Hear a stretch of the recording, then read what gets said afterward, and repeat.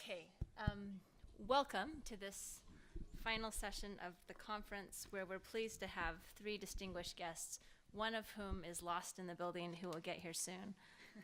It's a very big building. So I'll just start by having our panelists introduce themselves. If Annie Banza comes later than the introduction, then we'll have her introduce herself when she arrives. But I'll just turn the time over to you. Actually, Astrid needs no introduction, but I just got to do it anyway. I'm Astrid Tuminez, president of Utah Valley University. Thank you. Happy International Women's Day. And I'm Taunalyn. I think we'll try this one. I'm Taunalyn Rutherford, and I am an adjunct professor at Brigham Young University in church history, and just finished my PhD at Claremont Graduate University.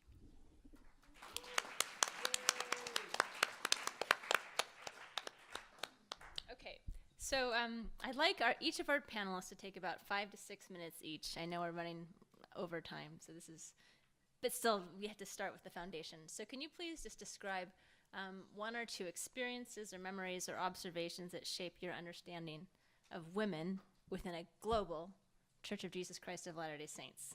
And so, for example, I'm going to share an example that will kind of let you know where I'm coming from. I'll share what was for me a sort of aha moment. So I spent several years in Chinese-speaking church situations. And I remember sitting in this Relief Society lesson in Hong Kong a few years ago. Someone was reading a talk by a member of the Quorum of the 12 Apostles, but this apostle's name was long and confusing in Chinese. And the woman teaching the name, the woman was teaching kind of stumbled over the name.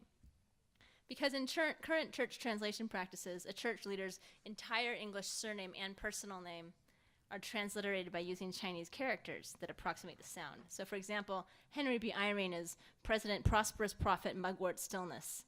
And because Chinese has a lot of homophones, it also sounds exactly like President Snort Sharp Love Sticky. The name for President Russell M. Nelson is President Gauze Plain Receive Thus Abdicate, or, same sound, President Radish Vegetarian Sodium Earfast. So if you use the same transliteration over and over again, people do recognize it easily. So for example, Donald Trump is Tilangpu, specially bright everywhere. Angela Merkel is Mokerl, silent conquer thus. And eventually these roll off the tongue. So I can't remember which apostle it was in this particular Relief Society lesson. Maybe it was Arrive Forest Crow Conquer Corporation. Or maybe it was Wear Thus Auspicious Bulge. But the point is, well, I had grown up instantly recognizing the names of the apostles because their names were names I already knew and could easily recognize. In this Relief Society lesson in Hong Kong, I realized most people who were converts just recognized a few names, like the current and past prophets, maybe members of the first presidency, and the rest were just a blur. So I realized in that moment that despite the long-time engagement of expert translators, language, and more broadly the challenge of cross-lingual practice, imposes fundamental constraints on a collective global project. And distance, actual geographic distance, as well as social, cultural, economic, and gender distance, also fundamentally shapes how people experience participation in a global organization. And I realized that compared to me, the majority of the women in the room had a different relationship to the church's central authority structures. The central church leaders were farther away, less individually differentiated, and clearly not the same kind of person as the people in this local Relief Society room in many ways. And in Utah, it's sometimes kind of hard to conceptualize this multidimensional distance because local Utah culture is the water in which many swim. So it gives you a sense of the distance. I'm going to show you how the Quorum of the 12 Apostles would look to you if you were in the same gender, ethnic, and linguistic position as these Latter-day Saint women in Hong Kong.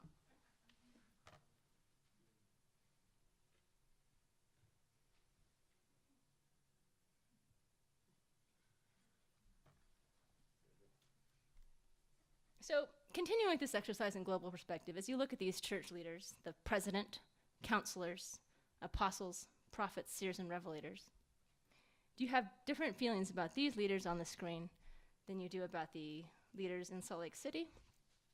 Do they seem exotic, competent, approachable, able to understand the problems you're dealing with in your daily life? If you look really hard, you might see two who kind of look like you, who are two non-Asians whose names you can pronounce. They feel, how do you feel about them? So in sum, the gaps between the members of a worldwide church, linguistic, cultural, ethnic, gender, are significant, especially when you separate the elite governing group from the rank and file. These can be addressed through translation, multi-ethnic photos and media, and so on, but one cannot erase them or render them irrelevant.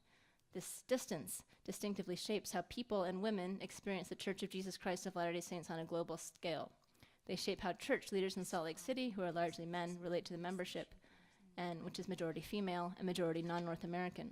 They shape the messages that are sent out. These are vast distances. They're not unbridgeable per se, but they're unable to be bridged in a way that is seamless and intuitive. Now, we often use the term difference, but I would like to emphasize distance. Difference is about the variations and the qualities of things, but distance is a description of what fundamentally separates people from each other. Australians and Americans can easily overcome dialectic differences to understand each other's Netflix shows, but anyone who wants to get from LA to Sydney will have to be on a plane for 14 hours. I would like to suggest that cultural distance, linguistic distance, and other kinds of distance impose constraints on human interaction that are just as uncompromising as the tyranny of geographic distance. Now, they're not always negative constraints. Sometimes they can be positive. I think I was talking to Annie earlier, and she has made a comment about this. But just as architecture is shaped by the realities and dimensions of the human body, and the size of insects is built around the physical capacity of an exoskeleton, the global church must come to grips with the fundamental limitations of global scale, global distance. And this is what I learned in that Relief Society lesson. And before I turn the time over to President Tuminez, I'd like to introduce Annie Banza. And it's my fault that she was wandering in the building. I did not emphasize, I must have given her the wrong room number.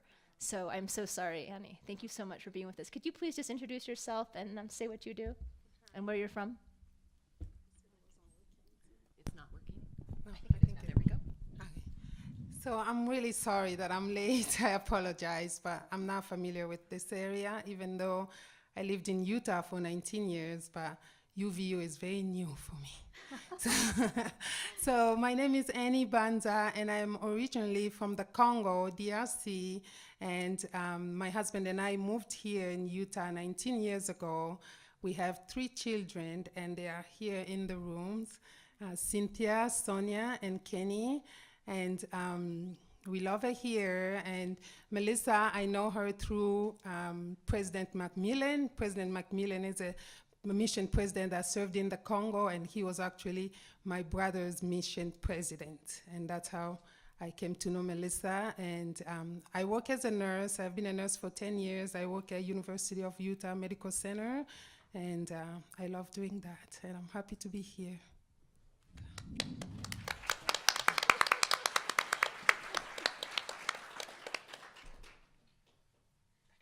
Okay, thank you. So thank you for teeing up, distance. I'm going to talk about bridging distance.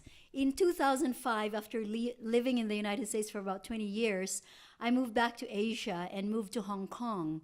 And what I didn't know about Hong Kong and my own people, the Filipinos, is that there's, over 100,000 maids in Hong Kong who live there and work under slave-like conditions in order to support their families back home. And that was just such a shock to me. I arrived in Hong Kong, with a New Yorker mindset because I was from New York. And then I realized everybody was treating me like a maid. When I had my kid with me, somebody said to me, "Oh, you're taking care, is that your ward?" And then, I was in an elevator dressed up for a party, and actually a maid said to me, "Is it your day off?"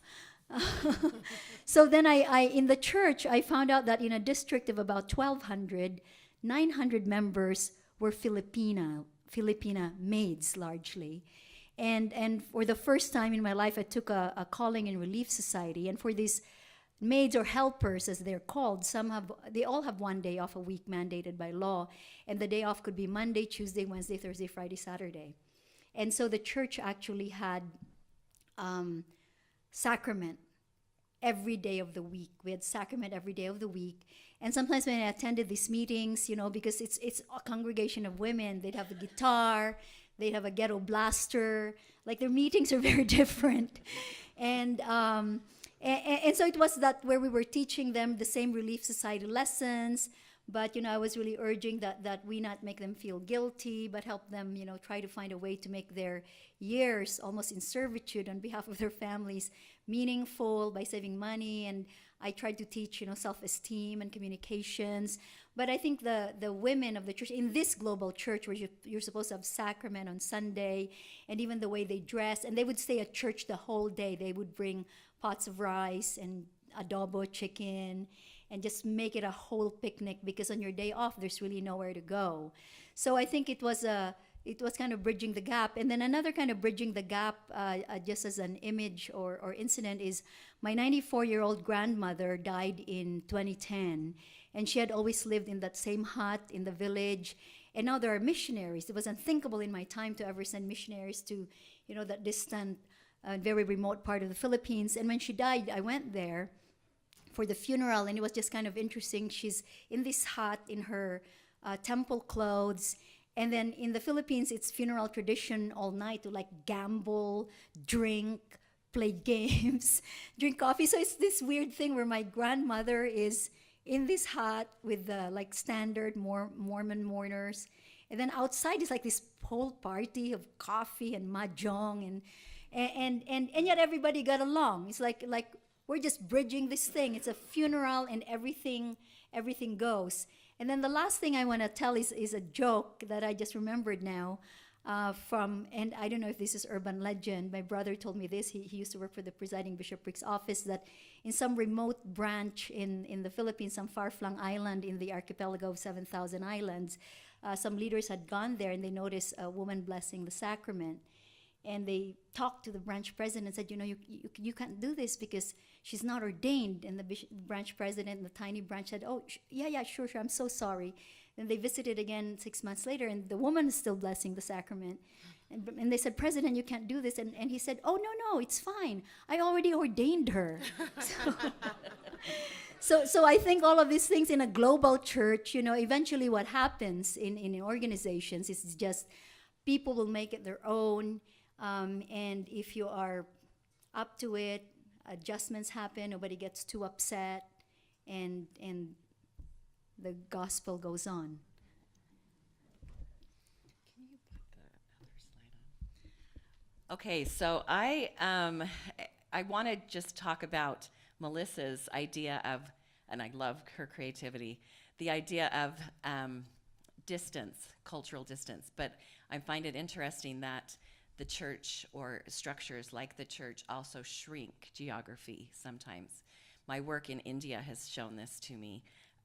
The subcontinent of India shrunk quite a bit, where people from the north and the south, who usually wouldn't associate and intermarry, do. On this panel, both Astrid and Melissa are good friends of my sister who lives in Hong Kong, Stacy Ford. So it's kind of fun to have a shrunken world, and I visited that as well.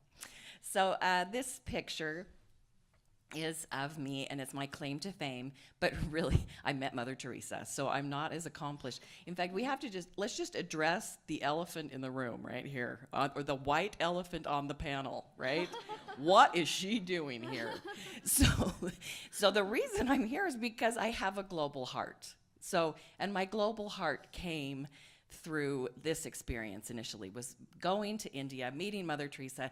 And by the way, speaking of Naomi Randall, when she asked us, would you like to sing to Jesus, we sang I Am a Child of God. And it was a powerful moment. But what was even more exciting than meeting Mother Teresa, hopefully I'm going to say what was more exciting, maybe. Yeah, can you just push it? There you go. Was meeting Mormon women that didn't serve Jell-O and that wore saris in Sri Lanka. It was powerful. This was a moment where I'm a young college student, and I'm realizing that some of the ideas that I have grown up with in terms of the church and my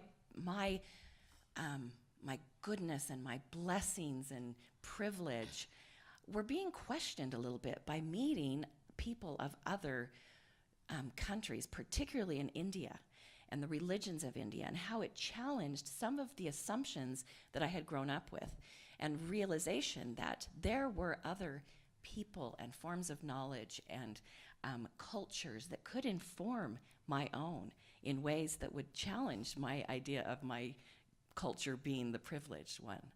But I was thrilled to see women there, and you can do the next one too. Oh, and Chaco. So there she just popped up. My next slide I thought was that one. And then can we go back to Chaco? So this was the Hyderabad stake, the organization of the first stake on the subcontinent of India, which my dissertation covers. But the idea that the saris are expanding, and so is the global reach of the church, and the impact that church can have reciprocally on us in the West, right, or the white folks, if we are willing to listen. So Chaco is another, that's another definite moment in my life where I've experienced and appreciated the globality of the church and the encouragement of that. And then just one more slide. And this is the Hyderabad stake primary, or third ward primary singing. And they were singing "Follow the Prophet," and it was delightful. Anyway, so some of those was one. Sorry, I lied. There's one more slide. These are friends. I served my mission after I returned from India. I was called to serve in Sweden, and I was very disappointed that it wasn't India or somewhere in the global south. But I appreciate so much experiencing the global church in North Europe and in especially in these nations that are far more secular. These are some sisters from Norway who came over, and I took them to visit Ensign Peak. And if you'll see if we can play it, if you just find the little thing notch that'll maybe play, this is them singing High on a Mountaintop in Norwegian, maybe. Okay, go. Høyt opp på fjellets topp, en fane vaier fritt. Nasjoner, se nå opp, Guds folk har kjempet stritt. Du så våte fjell, du la la la la la la la la. Churches, yay! Oh, that's awesome. So that's Ensign Peak, and it's just moments like that I realize I have a global heart, and I want to see the expansion of the church outside of the traditional, what I look like and what I've experienced. Okay, and so as for Africa, so I really appreciate the idea of having the church as a global thing, but sometimes I feel like in the continent of Africa, the church is not as global as it can be, because there's so many things that in the traditions of Africa we do that we don't do at the church. So, for example, when the church was established in the Congo, this was 30 or 31 years ago, it was really hard for people to believe, to accept the gospel, or when they come to our meetings, they couldn't, they say that they couldn't feel the Spirit, and that's because we don't clap or we don't sing loud.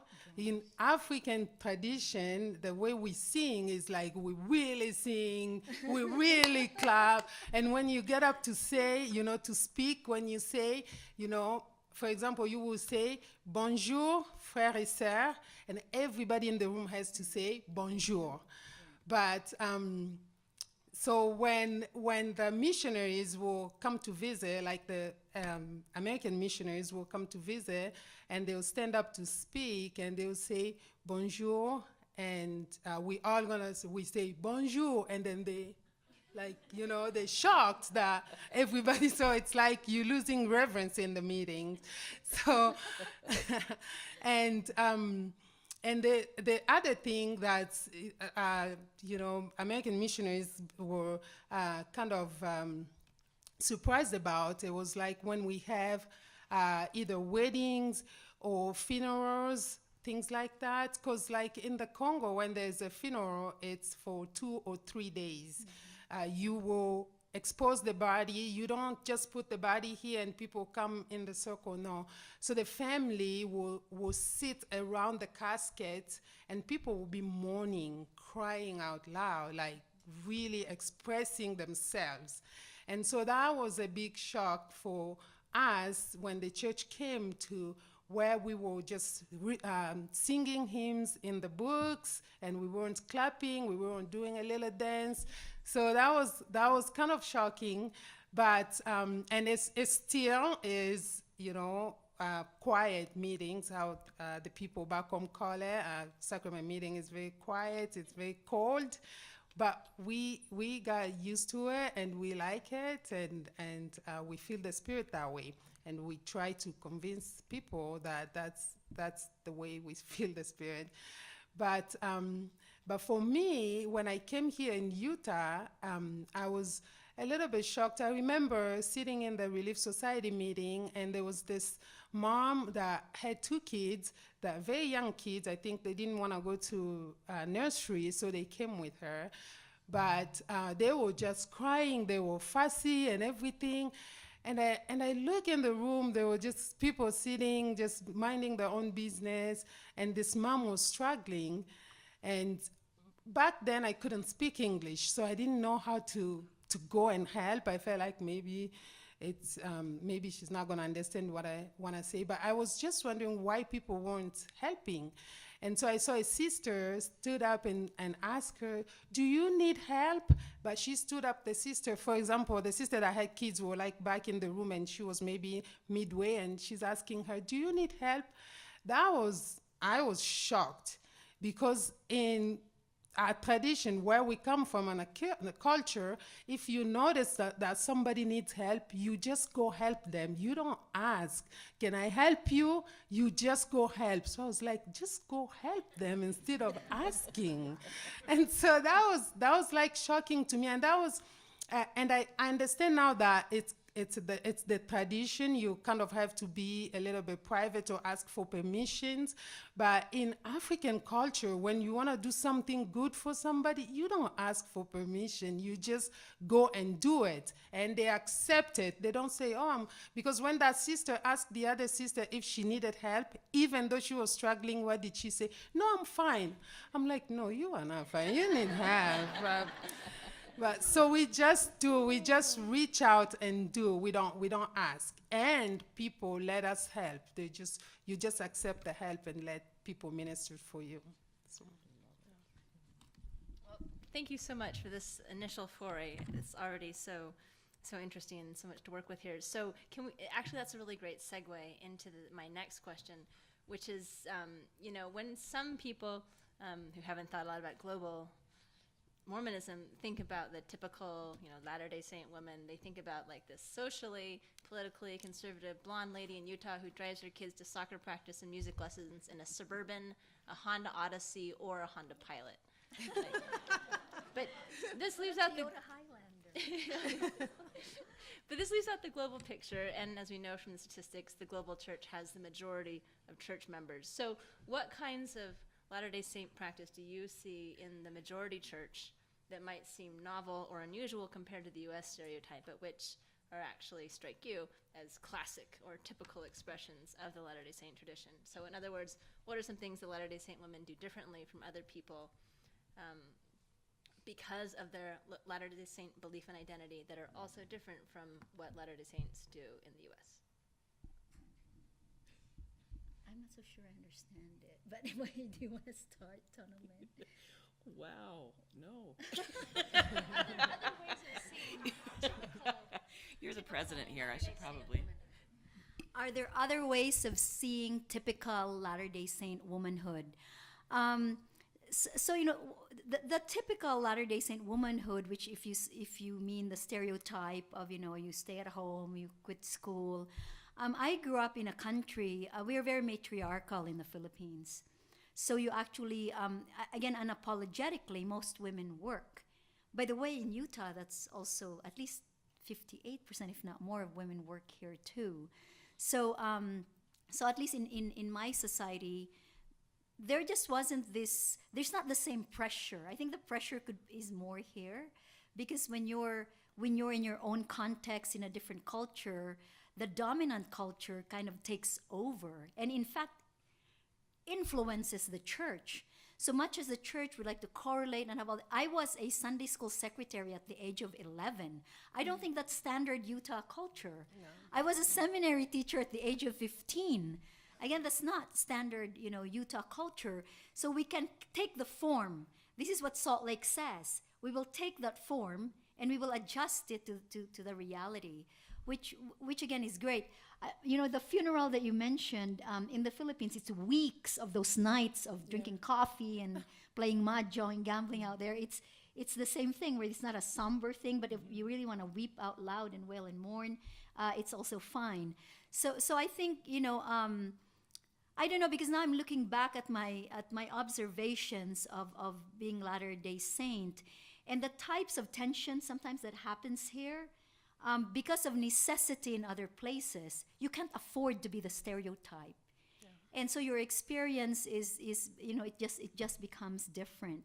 And what would be frustrating, so for example, with the expat ward in Manila, so when I moved from my province of Iloilo to Manila and saw all these big buildings, there's a real chapel, because we didn't have a chapel, we rented a house. And then seeing there's certain programs like youth conference. Mm-hmm. So expat would want to go to an expensive resort, and then the kids can't afford it, so you have to do something else, or the simple matter of air conditioning. Should the expat ward be the only ward in the building that gets air conditioning because they could actually afford it, or do the poor local members get it too? So for me, actually, in my head now, what is typical and what isn't, because by virtue of expanding, by virtue of crossing borders, both the organization, that is the church, must accept that two things will happen.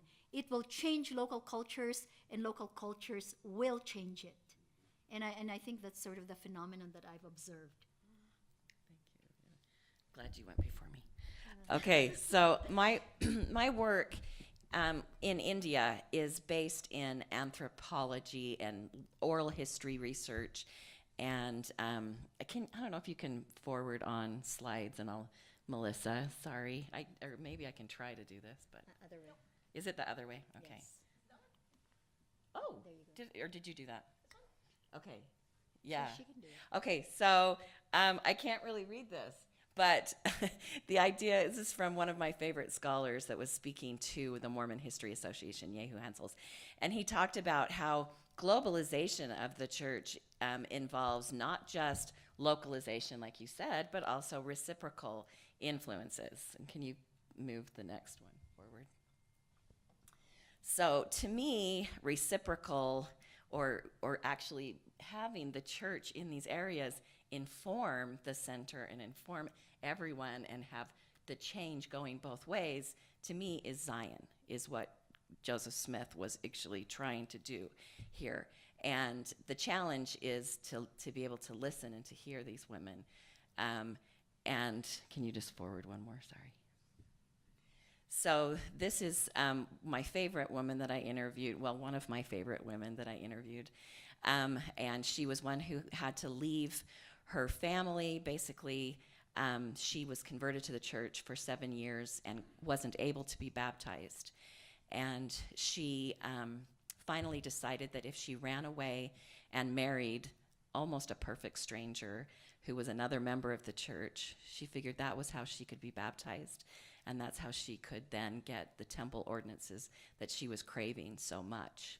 And this quote here, I think, is so powerful from her, and I wish I could see it to read it. But she talks about how she had to do this. She had to transgress culture in order to receive what she felt was so important, to receive these ordinances in the temple. Today, she's come here and she's spoken to the MHA before, and she's living in Texas. And I think about her in terms of her interaction in the church here, and how different she is, and how that difference is difficult to negotiate on the ground here in the U.S. I think about an adorable student that I have from another country who expressed how she doesn't find a space for herself here in Utah, where she had a space before when she was home. And for me, the key here is that we do set up these spheres of, or these round holes for square pegs that are trying to fit in them, right? And being able to expand that and hear global voices and to welcome them and to give them space is so important. There's another slide. And this is Deidre Green, and she says, I do have this quote here. She said, in order for speech to actualize its full creative potential, it must be heard. The extent to which narrative is redemptive is contingent not only on the speaker, but on the audience, those who receive the word. The community, in turn, must be willing to hear women's self-definitions. And a lot of us do this oral history research work, and it's just important that we find ways for women's voices to be heard, for the cultural other to be heard and to be welcomed. And that's probably more of a soapbox than an answer, but there you go. And so when I go back to Melissa's question or idea about the typical Latter-day Saints woman in the Utah area where they take their kids to soccer practice or piano practice, well, in Africa, there's no picking up or dropping up kids anywhere because, first of all, when you look at the socio-economic degree of how things go in Congo, most people in Africa, most men in Africa don't work because there's no job. They go to school, they get educations, but they don't have good work. There's no job. So most of the men stay home, and then the women are the ones that go to work. And the kind of work they do is not like office job. There's really a small number of women that work in the office and things like that, but most women are selling things on, like, there's big markets. I will give an example. It's like you have farmer markets here, but everyday farmer markets. So women will go sell like mangoes or things like that. They will leave home in the morning, they go selling, and then in the evening, now they have some things like some food for the kids to eat, so they come home and cook, and then the next morning they go again. And this is not because the men don't want to work, it's just that there's no job for them, and I think it just fits that the women can go and do the selling, go to the farm, to the markets to sell things. So women are really busy trying to provide for the family. And so the kids are doing their own thing. Like, I learned to swim, I learned to play soccer. I didn't have like a formal training or anything. You play soccer on the street. You really do. You play, and that's how you learn. You play guitar or music, things like that, just on the street with other, because we live back home, African live community life. You will know all your neighbors. So I live in West Jordan, and we moved in a house 6 years ago. I can tell you that I don't know all my neighbors because nobody's home. The doors are locked. People don't come out to walk. In Africa, everything is outside. We live community life. So I'll give you an example. I had my mom come and visit us here in 2014, and she loved it when we went to church, but after that, she didn't like. She says, there's all these houses, but there's no people in it. I said, why do you say there's no people? But there's no people walking outside. It's just cars going up and down. So she felt like people just didn't live a life. So we live community life, and that's how we, outside people, we visit, we talk. And so the women are really busy doing that. But even though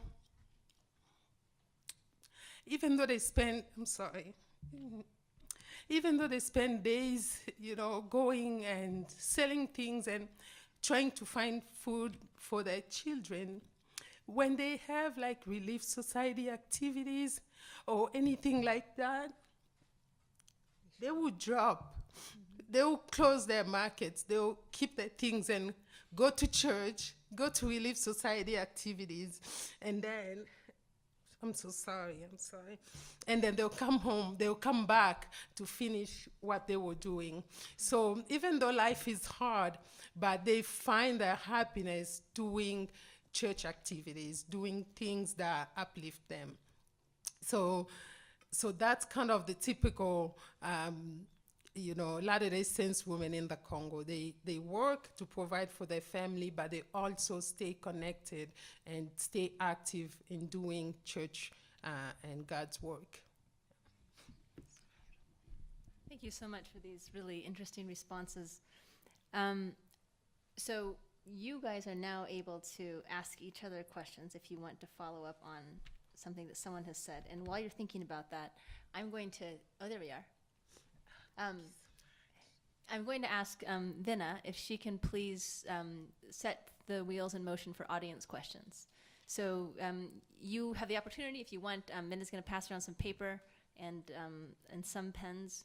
You have the opportunity to write down your questions and give them back to Vinna, and she will deal with them for us. So does anyone have any questions they want to ask following up on what someone has said? Is it okay if I just finish one thought that I had? Because I'm not giving voice to the women that I'm wanting to highlight here. Can you just move the slide forward for me? Well, actually, one more. That one. This is the Hyderabad Stake Presidency and their wives. And I just want to comment that the normal for the church in India, because it's in cities and urban areas, it's there is and in English, there's a difference in terms of prosperity level, and you get a different. So just the women in this group, one of them is a professor, and has her own school. One of them is a doctor, and one of them is working on an advanced degree in doing some business things. So there's a different world there from some of the other women who are not as privileged. And I just go back to, Anyway, good enough. Sorry, I'm trying to give voice to these, but what I'm trying to say here is that there is no global Mormon woman, right? There is an enormous diversity. And there is an enormous, as you were talking, Annie, I thrill to hear you talk about women in Africa and their experiences. For me, it makes me get in contact with how privileged I am, and how there's a study of like a cruel optimism that discusses the concept of identity and a literature based on the word precarity. And I would like to just throw that out. There, in transnational spaces, you see this idea of precarity and being in precarious situations constantly, whether it's economically, whether it's in places of abuse, whether it's places that you need to run away and marry your husband, where it's places where caste is in your face, or where abuse is the norm, where 98% of women are abused, and mostly by their family, right? It opens our privileged spaces to welcome in these voices. And I think at times, if we focus too much on that image that you gave us, we miss the opportunity. I'm afraid that the women that I interview or that come from the global church might not be called on. They might be stuck in primary and not have the voice or not be heard and listened to. So anyway, I'm not going to rant anymore, but I just really appreciate all of these voices. And so I would love to hear more of those kinds of experiences from both Astrid and Annie. I want to echo a little bit, what Annie said about the commitment of the women to the church when they do join. And it's transformative and life-changing. I mean, it's probably similar to, when you go to my Philippines of my childhood, where most of the people who converted to the church would not be the most affluent or the most educated, but church gives them a structure, it gives them goals and ambition and a schedule, and they don't have any of that. And there's a certain phenomenal novelty that changes their lives and their self and their identities. Is actually really empowering, while at the same time they unabashedly carry on with what they have to do. You know, if I have to be in the market every single day, I'm going to be there. If I have to do this, you know, I have to do this. But there's this other thing that the church, in the gospel sense, and the church in the organizational sense, are bringing to the lives of these women. So I think it is very real, because for my own family, that was sort of the empowerment, being in the slums. Then now we're part of this American church. It was so cool. And they worship in a building. It's not made of bamboo. It's a real building. It's like, wow, it's affluence, and they serve Jews. You know, Jello. No, I mean, they serve things. It's like getting civilized. And I have a friend in the audience in Morgan Davis who used to live in, when he was a kid, he lived in Magallanes Village. And I had friends in that same village, the Tuller family, and they had no idea that when I went to the place where they lived, it was like crossing the moat of a castle. You know, they'd never been to my house. I had no regular running water in my house. And I had no shower. I didn't own a shower. I never showered regularly till I moved to the US. And yet I would go there, and because they were LDS, it put us on this, you know, like equal plane, and they'd invite us over. I had never had a birthday cake in my entire life. And when I turned 16, they made me a birthday cake. I was seeing all these trappings of family and civilization and food and house made of marble, and it's like an amazing thing. So my own life, both the gospel sense of faith, whatever that was doing for me, and the culture of Mormons and Mormonism was just like shaping me in many ways. And I think it did that for many, many people who converted, you know, to the church. So I sympathize with the unsafe spaces as well, but more so in India. That would happen more so in India or in a Muslim country like Indonesia, if you decide to change your religion, where it's very, very difficult. But for the Philippines, less so of an issue, because we're a Christian country already, so therefore it was relatively easy. But I think for the socioeconomically unprivileged people, joining the church was a step up in 100 different ways. True. It is, yeah. So I really second what Astrid said. It is so true, especially like in the Congo. I noticed also that when the missionaries will come, so most of, like, Congolese tradition is really that parents, like dads, don't really play with their kids, like, you know, how we will go out and go to a movie with our kids here, or like play games. And so parents don't do that. Most of the time, it's the moms that play with their kids. So when the missionaries came, they noticed that, and they started talking to the brethren about, you know, being more involved in your kids' life and things like that.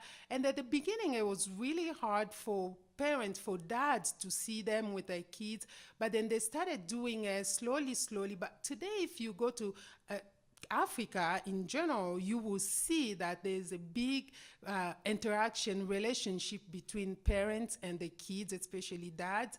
They will do things together, they will go to the meetings together, but that was something that wasn't there before the church came. So like Astrid says, it's really a step up when people join the church in African country and so continent, and so in the Philippines. So the church really gives a structure and some type of organization and some type of schedule for people to follow. So. I just have a question for all three of you in terms of, I've seen empowerment for women in joining the church as well. And I often talk about a woman who was called as the Stake Relief Society president. and the officer told her that all she had to do was give a talk in state conference. And she said, I knew that there was more to my calling than that. So I looked at the handbook, and she uses the handbook as a tool of liberation, which was a moment where I just realized that the empowerment that often in the West we don't see is there. I would love for you to talk about that in terms of empowerment to women that we maybe don't see in the West. You wanna take that?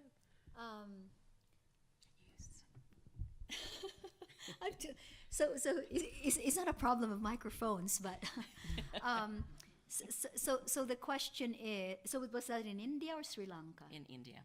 So in India, where she was told, almost relegated, all you have to do is give a talk, once a month. But she uses the handbook to say, no, I'm actually supposed to do more. Yeah.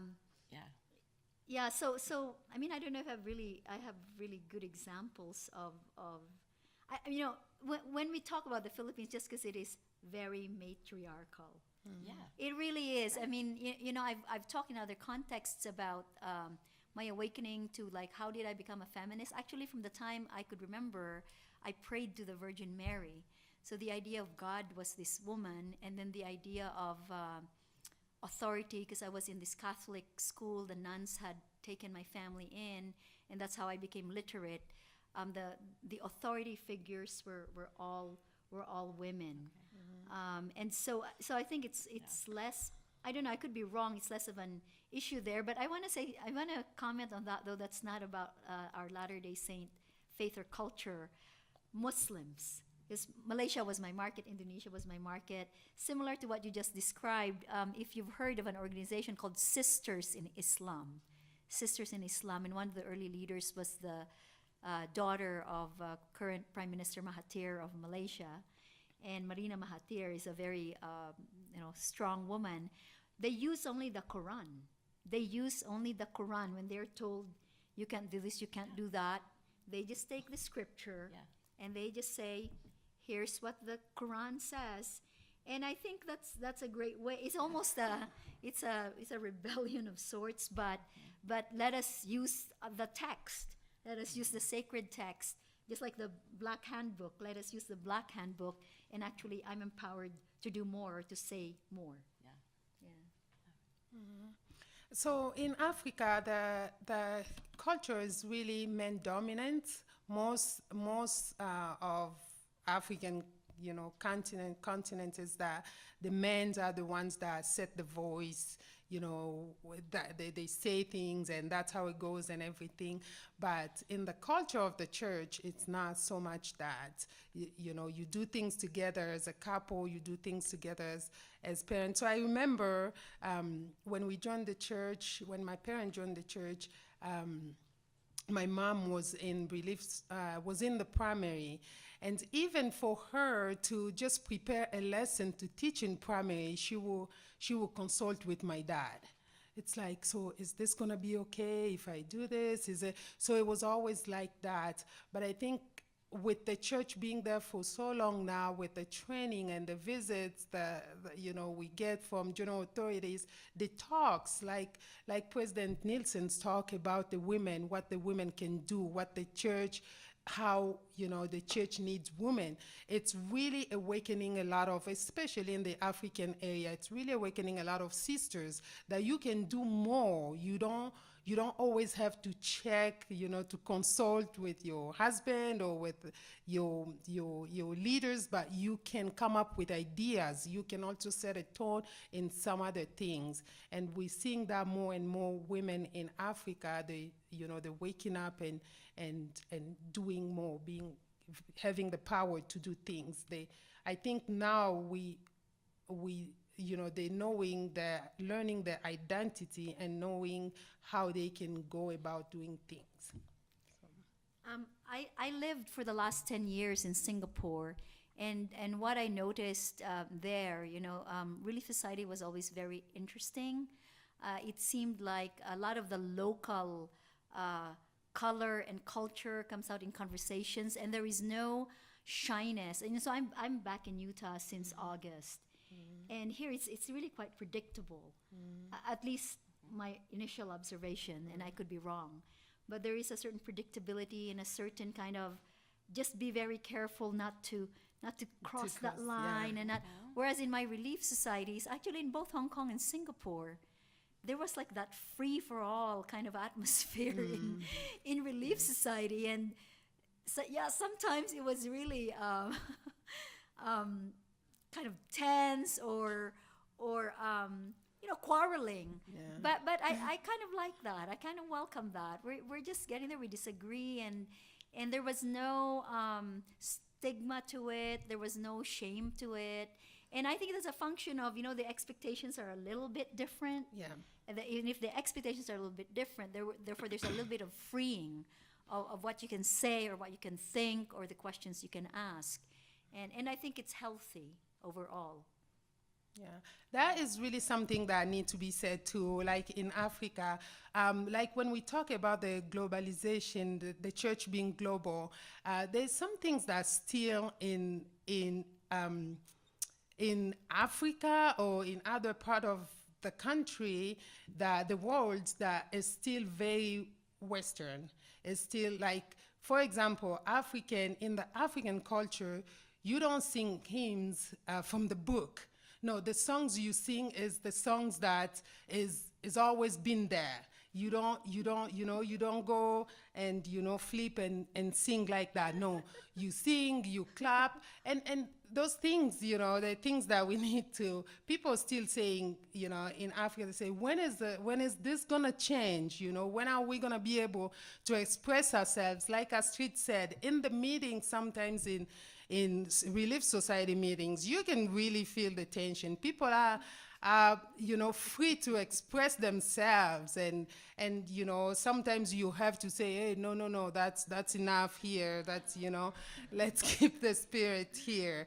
So in some things, I see that the church is global, but in some other things, I still feel that it's not as global as it's not there yet. But part of me also says, so if we really have to take it global, like to go like African way, maybe when you come to a sacrament meeting, you will say, this is not LDS sacrament meetings, because it's not going to be as reverent but for African people, that's their reverence. That's how they express themselves. That's how they show their reverence.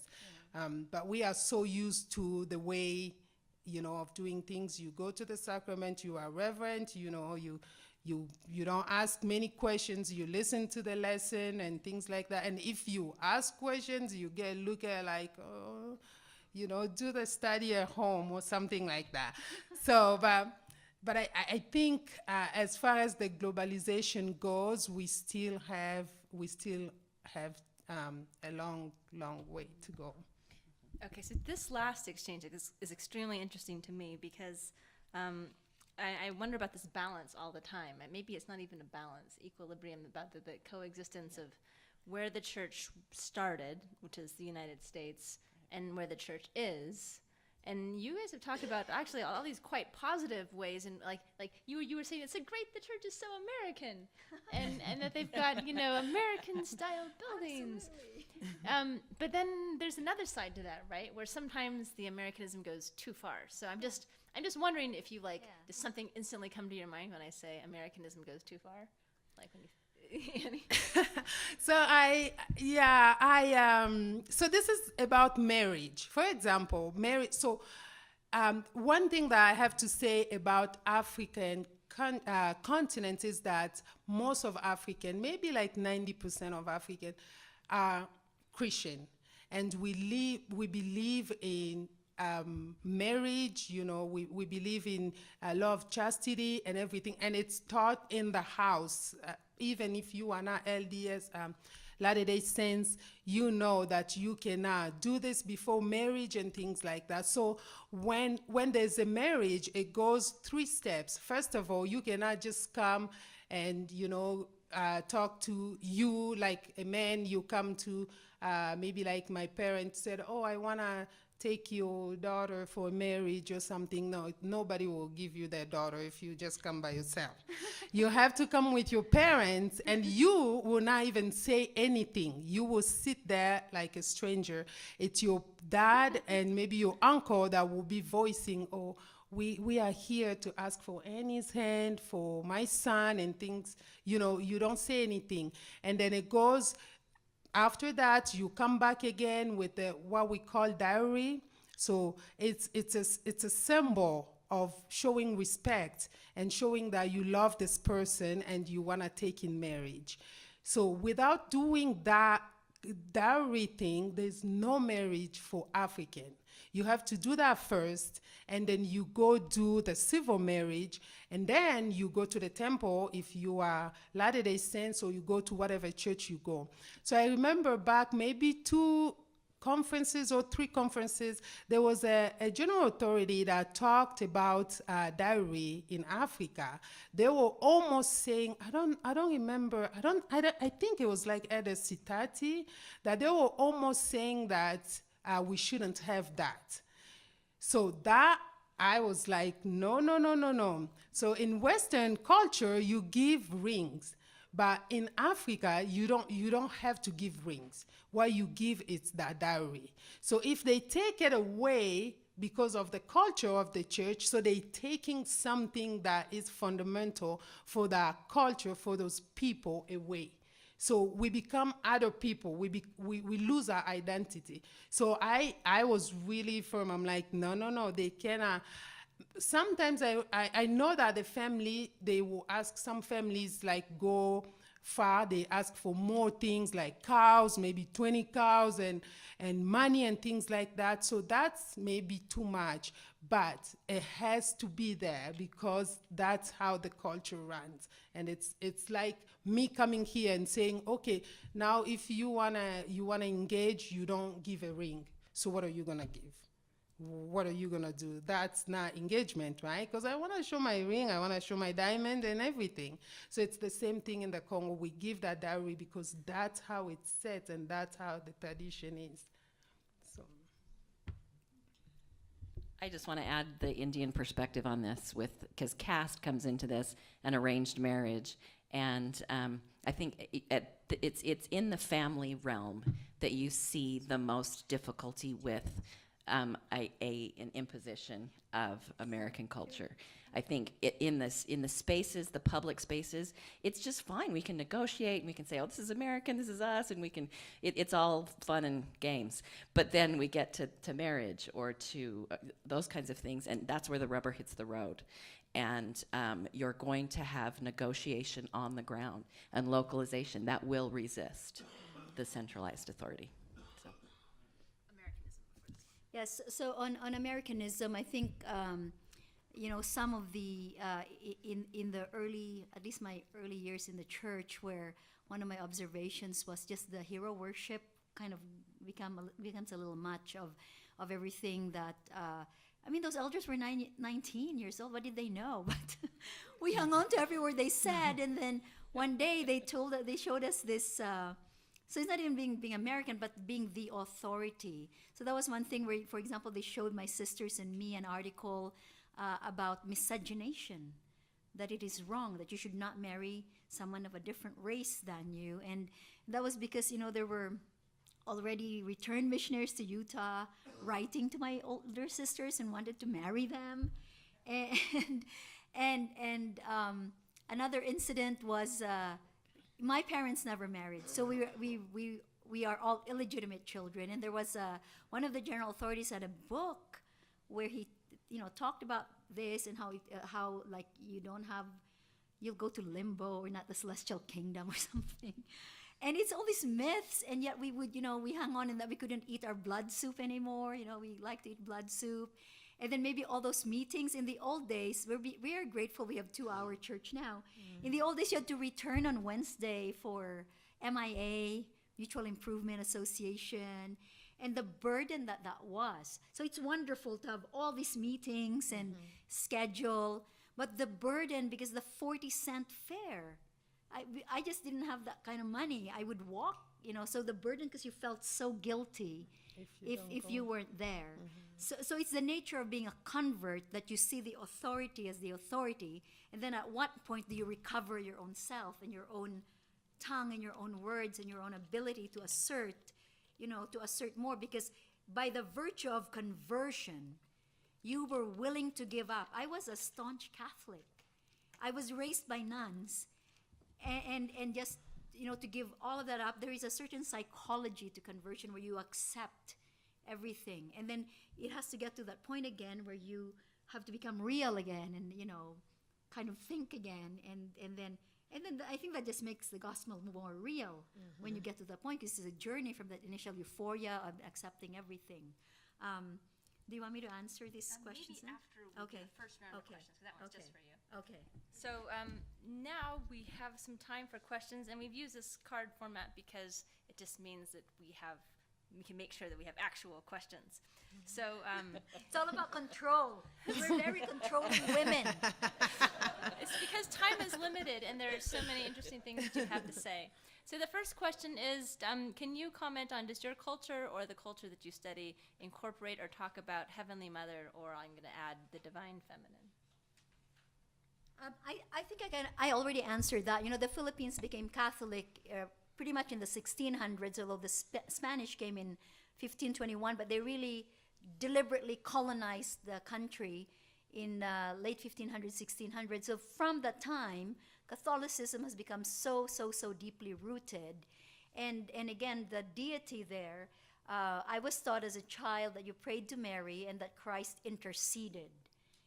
But the mother, she interceded, to Christ, because the mother is so powerful with her son.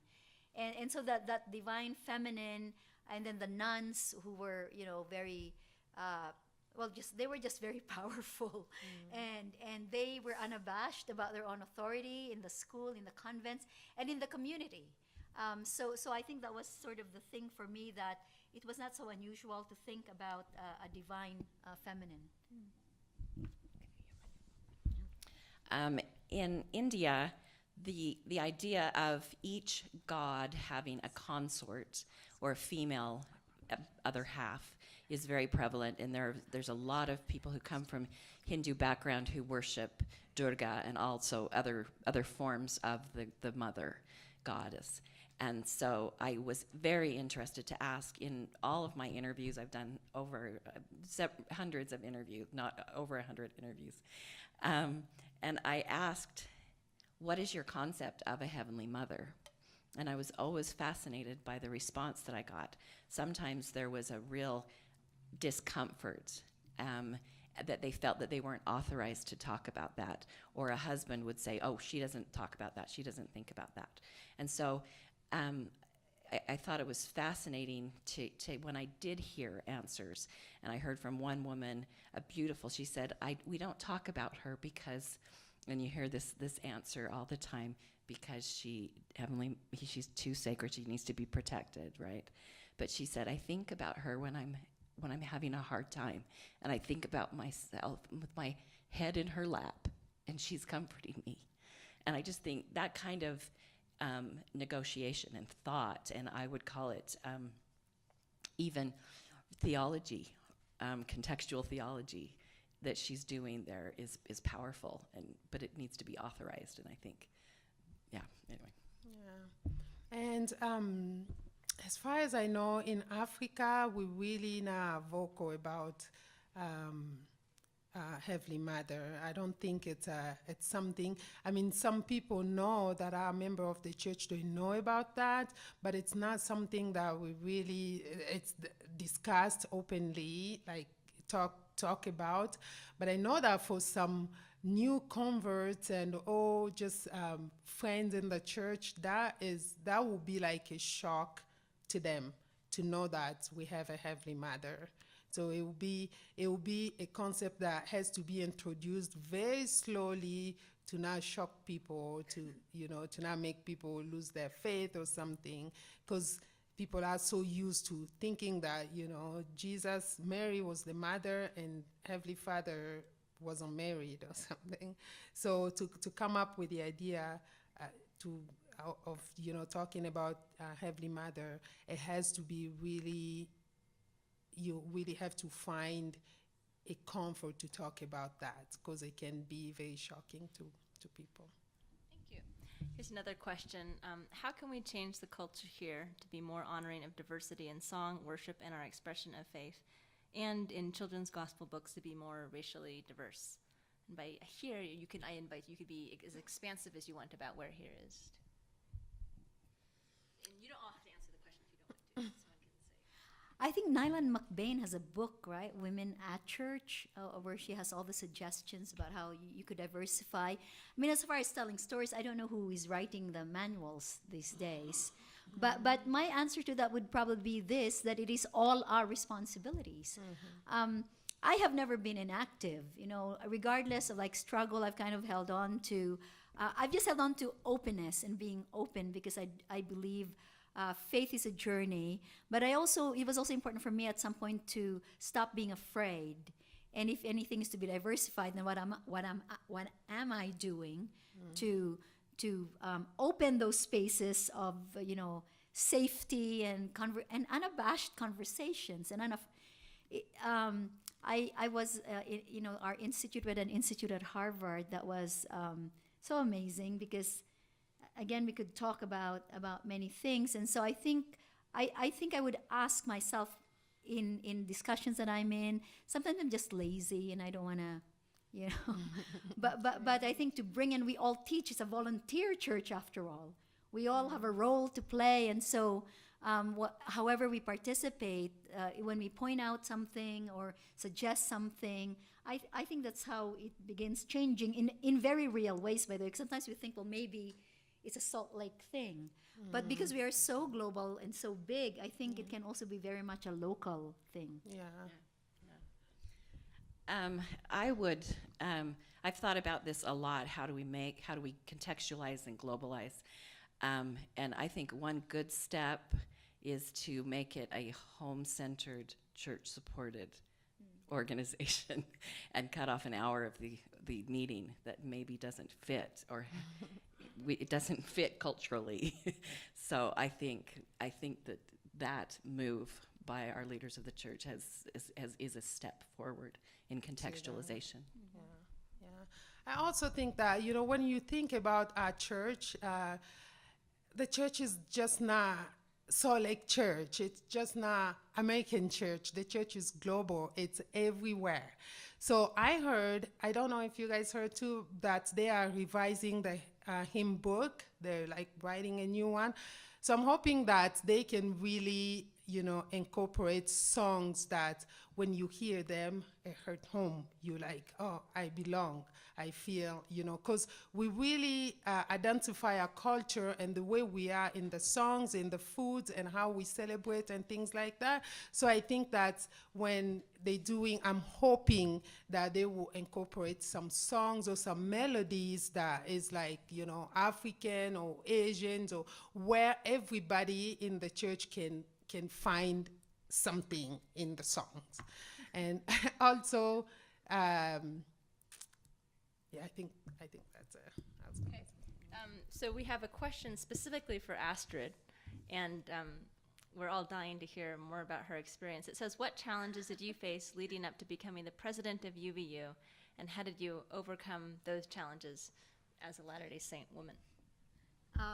Yes, so really not, it's kind of boring. There weren't very many challenges. The only challenge was, one thing that came up was when the 4 finalists' pictures were published in the newspaper. So there were 3 men and me. So it's just like one of those things does not belong, right? In the and then you have, because today you can comment, right? In the news you can comment online. And then one of the comments was, wow, just by the way she looks, it doesn't look like she'll be fun to work with. It's like, I'm really fun. I'm the dancing queen. What do you... So I just found it amusing. And there was another one on social media that kind of, there were 2 on social media that bothered me a little. One was, it said, well, one thing this liberal won't make me stop doing is carry. And I found that a little threatening. Well, you all understand carry, right? Concealed weapon.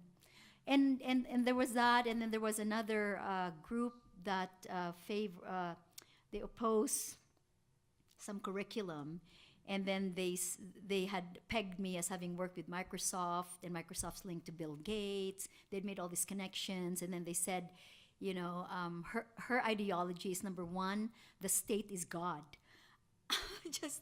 I was just thinking, what did I ever say that or write that? So the state is God, and then they had two other things and so those things I think are, we live in a world of noise, and so I've just learned to tune out noise. I think as far as really working here in Utah County, it's been wonderful. I have not felt in any way dismissed. Maybe I just have a strong personality. It's hard to dismiss me. But it's really been wonderful. And I have to say that I did have some trepidation. Will I fit in? But I think people have been really open, and it's been wonderful and thrilling to find the common language, because I see this university, our university, for those of you who are at UVU, I see it as 11. It's 11. It's a great metaphor. It's 11. Diversity and inclusion is a pillar of this university, and that's what attracted me when I did my research on this institution. And it's a place, where we truly mean it when we say, come as you are. We have a place for you. And my own global experience and feelings lend and fit very easily with that kind of approach. And I am fun to work with, really. Thank you.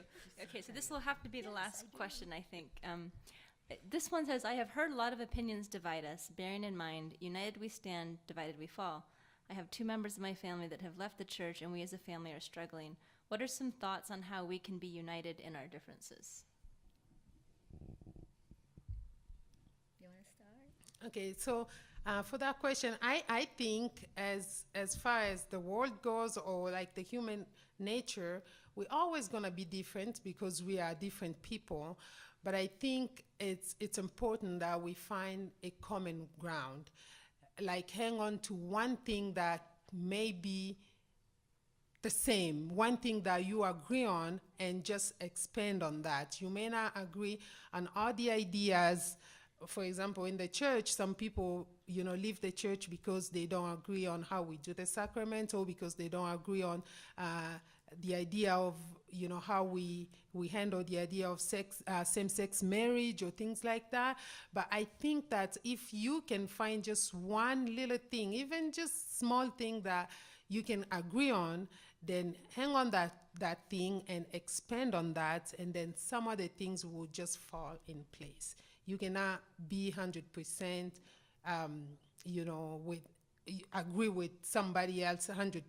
But if you can just find one thing, then I think other things will start falling in place and making sense. I agree, and I just want to echo what you said in the last session, Melissa, about I think this happens in some interesting spaces. Primary, for instance, when I visited Sweden to start doing some oral history later, years after my mission, I was fascinated by going to primary and seeing the children sing "Jesus Wants Me for a Sunbeam." And if we were to do that experiment today, if we got to the chorus and we said, they said, "Et sol huin," and what do?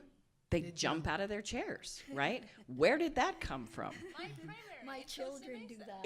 Everywhere, right? It's universal. But there's things that we all that we didn't, that doesn't come from Salt Lake, doesn't come necessarily locally, but are there that do join us, and we look and we focus on those, and we enjoy and appreciate them.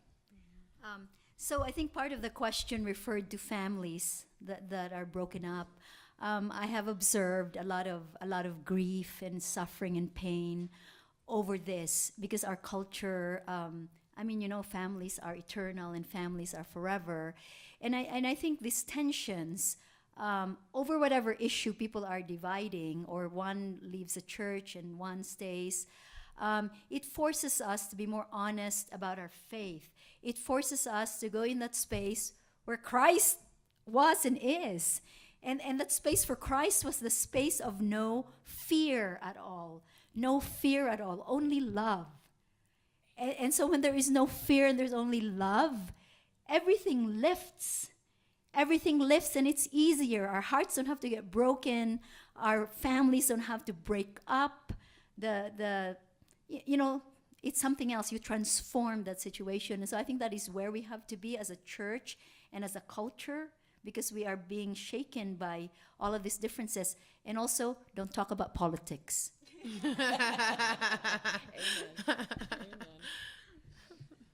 So, thank you for sharing that. That's very, I like what you say, Astrid, about no fear. And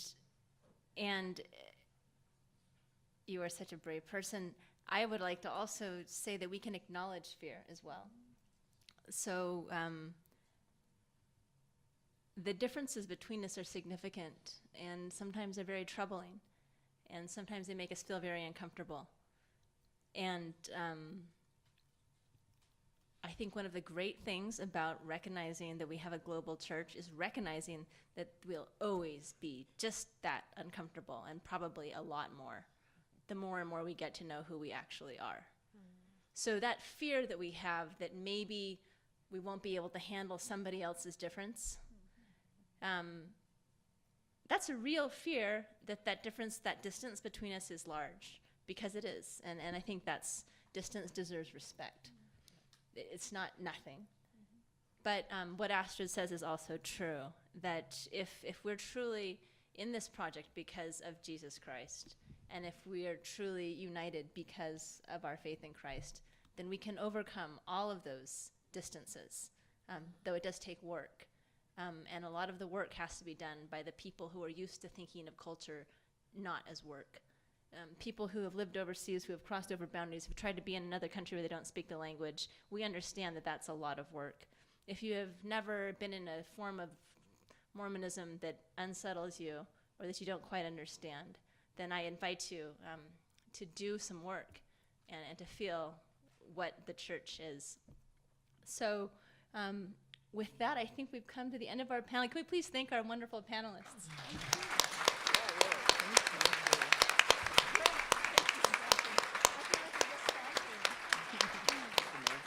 Melissa.